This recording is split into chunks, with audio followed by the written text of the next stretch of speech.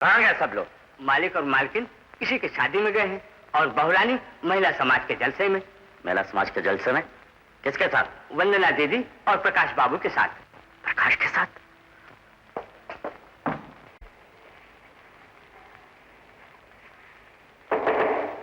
कमेन। Sorry, वंदना नहीं है क्या? जी नहीं, वो महिला समाज की सेक्रेटरी से मिलने गई है, बस आती ही होगी। आप बैठिए ना। समझ में नहीं आता आपको शुक्रिया कैसे अदा करूं।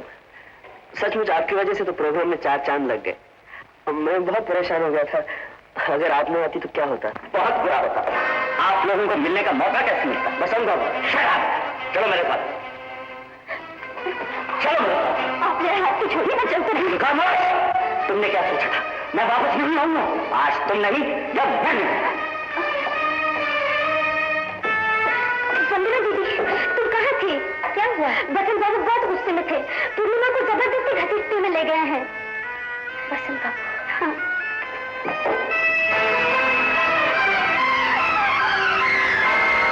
मेरे जाते ही उससे मिलने का बहाना ढूंढ लिया। ये बिल्कुल झूठ है, पिताजी ने मुझे भेजा। बकवास बंद कर, हमारा प्रचलन।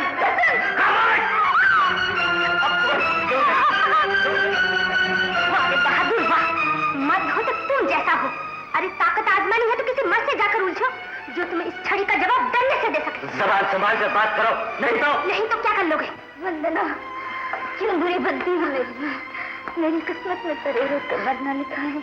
ये दुनिया शराफत की नहीं है पूनम, जितना दबोगी उतना ही दबाई जाओगी। तो मेरी ईद का जवाब पत्थर से देना चाहिए। जाती हो या धक्के मार कर पार करूं? जरा हाथ लगा कर तो देखो, सूरत बिगाड़ कर ना रख दो तो मेरा नाम वंदना नहीं। सुनिए वंदना, भगवान के लिए तुम यहाँ से चली जाओ। नहीं, तुम्हें वहां ले जाने की जिम्मेदार मैं हूँ और अब मैं ही तुम्हें इसके जुल्म से छुटकारा दिलाऊंगी। मैं अभी इसी वक्त जाकर पुलिस को लाती हूँ। वंदना, पुलिस तक इसके कलम कभी नहीं पहुंचेंगे। मैं इसे जान से मारूंगा।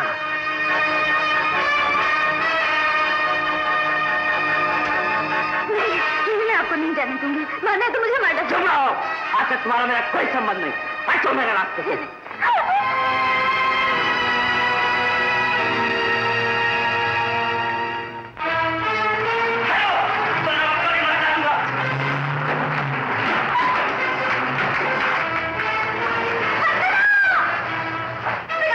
चलिए चलिए। क्या हुआ?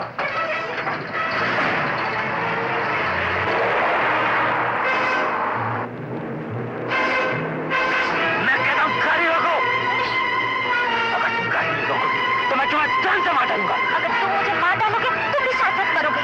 अच्छा की बच्ची देखता तुम गाड़ी कैसे नहीं रोकती? लगा गाड़ी।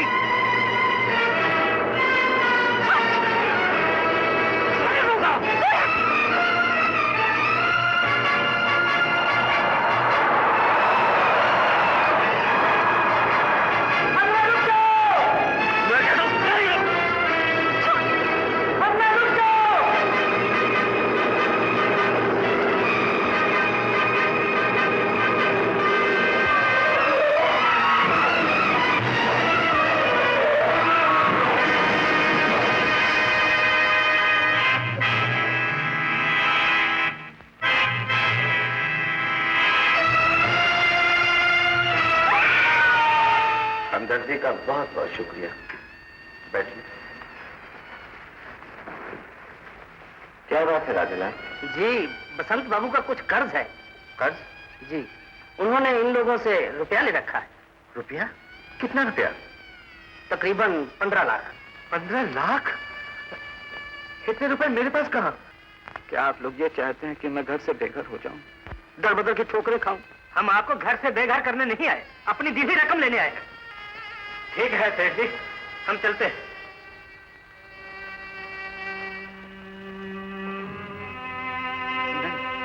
नहीं, है उसकी आत्मा पर आप लोगों के कर्जे का बोझ नहीं रहेगा। वो मेरा बेटा था, अच्छा था बुरा था जैसा भी था, मेरा खून था। चाहे मैं लुट जाऊं, भिखारी बन जाऊं, लेकिन मरने के बाद किसी के मुंह से उसके लिए बुराई नहीं सुनूंगा। जाइए, आप लोगों की पाई पाई मिल जाए।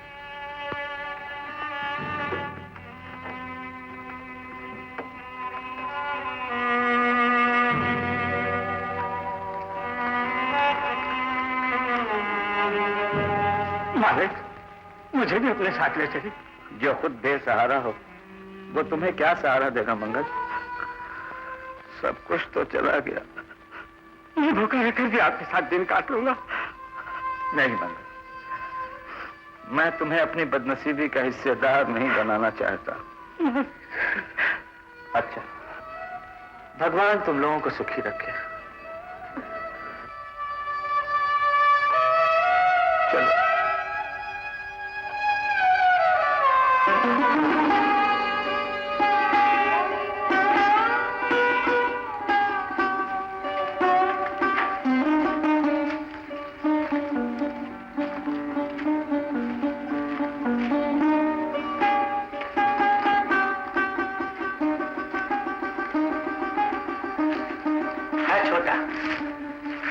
लेकिन खुला और हवादार है।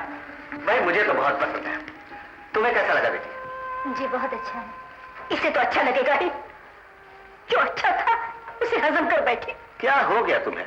जो था उससे भूल जाओ, जो है उसी में खुश रहने की कोशिश करो। खुशी नसीब में होती तो ये मनहूस दुल्हन बनकर हमारे घर क्यों आती? उसमें इस बेचारी का क्या कसूर? तुम समझते क्यों नहीं? सारा कसूर इसी का है। ये मनहूस है। हमारी सारी बर्बादी की जिम्मेदारी यही है। भगवान से डरो शारदा, भगवान से डरो। अगर इल्जाम देने पे आए तो ये बेचारी भी हमें मनहूस कह सकती है। ये कह सकती है कि जिस दिन से ये बेचारी दुल्हन बनकर हमारे घर आई इसे चैन नहीं मिला। हमने, तुमने इसके पति को हमेशा के लिए छीन लिया, इसका सुहाग लूट लिया। अगर ये ऐसा समझती है तो यहाँ से मुंह काला क्यों नहीं करती? माँ जी। हाँ, अब तुम्हारा यहाँ क्या रखा है? बसंत की मां, फिर कभी ऐसा मत कहना। पहले ये हमारी बहू थी, लेकिन अब हमारी बेटी है। जब तक हम जिंदा हैं, अनिल और पूर्णिमा हमारी नजरों से दूर नहीं होंगे। तुम्हारी अकल पर पत्थर पड़े हैं, पत्थर। मेरी बातें तुम्हारी समझ में नहीं आएगी। याद रखना, पछताओगी। ये एक दिन भीख मंगवा के छोड़ेगी, भीख मंगवा के छोड़ेगी।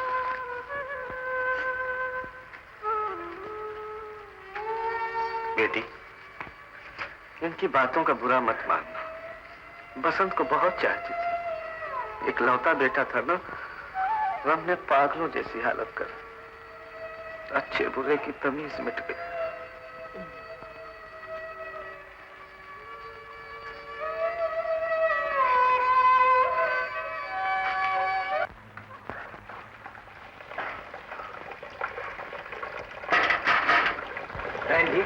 दूध लैला नहीं भैया, आज से दूध बंद कर दो। काहे? बब्बा दूध न पीने का? नहीं, दूध अब उसे अच्छा नहीं लगता। अच्छा। बाबा, तुमको दूध अच्छा लगता है? हाँ बेटा, हाँ।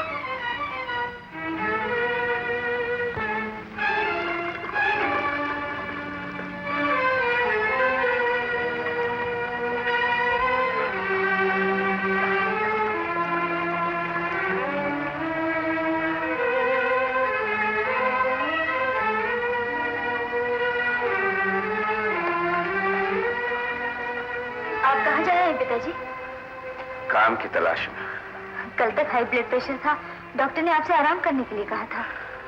डॉक्टर अपना पुराना आदमी है ना, मैं अब भी उसे सेठ रतन लाल ही दिखाई देता हूँ, जो उसके कहने से बस वो आराम कर सकता है। आप कुछ भी कहिए, तो उसे पूछे, मैं आपको नहीं जाने दूंगी। अरे पगली, मुझे कुछ नहीं होने वाला। बड़ी लंबी उम्र के पैदा हुआ हूँ, न जाना देखना बापी। देखो ना, कल ये हाथ हजारों के पेट भरता था और आज अपने पोते को एक बूंद दूध नहीं दे सकता। आप सलामत रहेंगे तो उसे सब कुछ मिल जाएगा। आप आराम कीजिए। नहीं बेटी, मुझे जाने दो। मैं वादा करता हूँ, डॉक्टर क्या भी हुआ होगा। हाँ?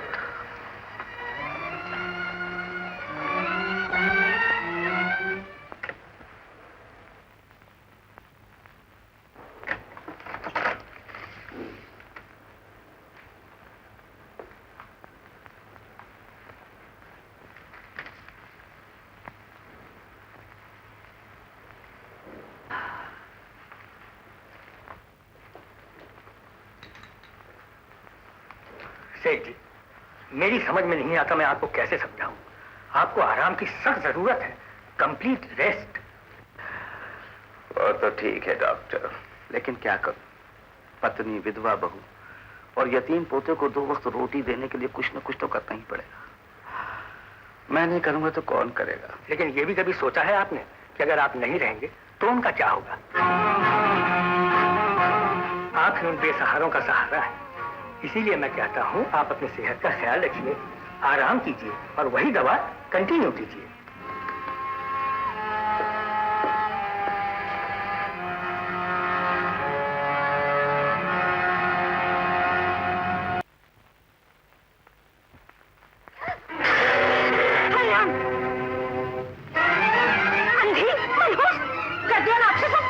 मना किया था मेरे सामने मत आना। आज करवा चौथ है, सुहागनों का त्योहार है, वो फिर मेरे सामने क्यों आई? अनिल को पानी पिलाने आई थी। मैं सब कुछ समझती हूँ, तूने जानबूझकर ये सब किया। नहीं नहीं, ये सच नहीं। खामोश! तेरी ये हिम्मत के मुझे झूठा बना? अगर तू अपने आप को हरिश्चंद्र की औलाद समझती है तो जा रे अपने बाप के साथ। माँ जी, मैं तेरी कोई नहीं लगती। हमारा रिश्ता खत्म हो चुका है। माँ जी, आप दूर हो जा मेरी नजरों से। मैं तुझे 1 मिनट इस घर में रहने नहीं दूंगी। निकल निकल यहाँ से। बहू पर हाथ उठाने से पहले तुम्हारे हाथ टूट क्यों न गए? खबरदार तो मुझे कुछ कहा। जो कहना है इस कुलच्छनी को कहो। अपना सुहाग तो खा चुकी, अब मेरा भी हजम करना चाहती है। नहीं नहीं माँ जी, सब कुछ चला गया था, एक इंसानियत बाकी थी। आज तुमने उसका भी गला घोटा। लेकिन मेरे हाथ जाओ मेरे सामने से। अखंड सौभाग्य रखी करो।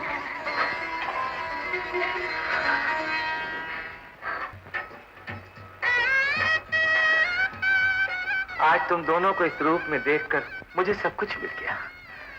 भगवान इस सिंदूर की लाली को सदा बनाए रखे। पिताजी, मुझसे कभी कोई भूल भी हो तो उसे माफ कर दीजिएगा। माफी तो मुझे मांगनी चाहिए। बेटी विदा होकर ससुराल जा रही है और मैं अभागा खाली हाथ उसके सामने खड़ा हूं। उसे कुछ देने के बजाय उल्टा कुछ मांगना चाहता हूं। डरता हूं कहीं बाप के फैले हाथ खाली न लौट आए। ऐसी क्या बात हो सकती है? आप कहिए तो सही। अनिल को हमारे पास रहने दो। पिताजी, माँ से बेटे को छुड़ाने का मुझे हक तो नहीं है, लेकिन वो पास रहेगा तो उसकी भोली और मासूम बातों से हमारे ये पहाड़ जैसे दिन कट जाएंगे। हाँ कह दो। चाचा जी से ज्यादा अनिल का कौन ख्याल रखेगा? और फिर हम इसी शहर में तो हैं, जब जी चाहे मिल लिया करेंगे। रहने दो प्रकाश, मैं अपनी बेटी को दुखी नहीं करना चाहता। नहीं नहीं पिताजी, मेरी खुशियों से बढ़कर आपकी खुशी है। आप जब तक चाहेंगे अनिल आप ही के पास रहेगा। जीती रहो बेटी, मैं यही सुनना चाहता था। अच्छा आओ चल। स्वागतम, सुस्वागतम। आइए आइए आइए। अरे उधर क्या खड़ी, जल्दी से आटी उतारना।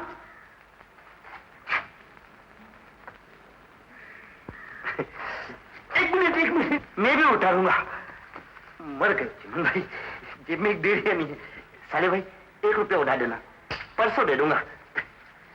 अरे भगवान तुम दोनों की जोड़ी सलामत रखे। अब पधारो और अपने कमरे की तरफ सिधारो। साले भाई मौसम बहुत धांसू है।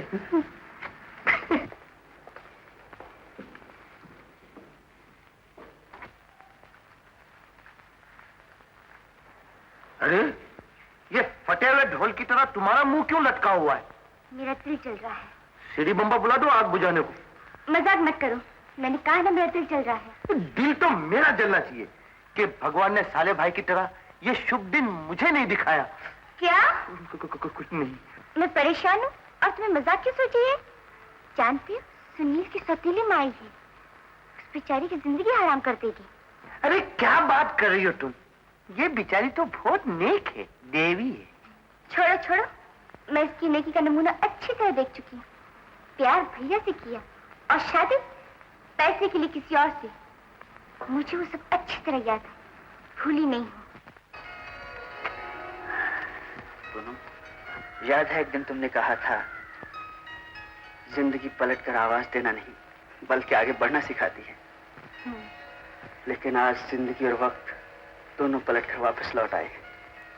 लगता है लिखते लिखते कातिब तकदीर को अपनी गलती का एहसास हो गया और कई वर्ग एक साथ पलट कर उसने जहां से भूल की थी वहीं से फिर लिखना शुरू कर दिया। और ये भी हो सकता है शायद उसे मुझ पर रहम आ गया और उसने मेरी खुशी के लिए मेरी शीतल पूर्णिमा को वापस भेज दिया।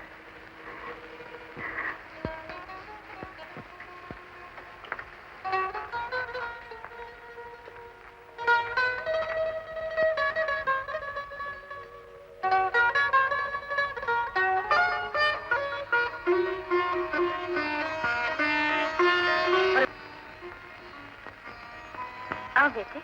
मम्मी मम्मी अब तो मुझे छोड़ कर नहीं जाओगी ना? नहीं बेटे, कभी नहीं जाऊंगी। मम्मी तुम मोटर पे नहीं बैठना। क्यों? मोटर में मम्मी बैठती है फिर वापस नहीं आती है। सुनील सुनील, मेरे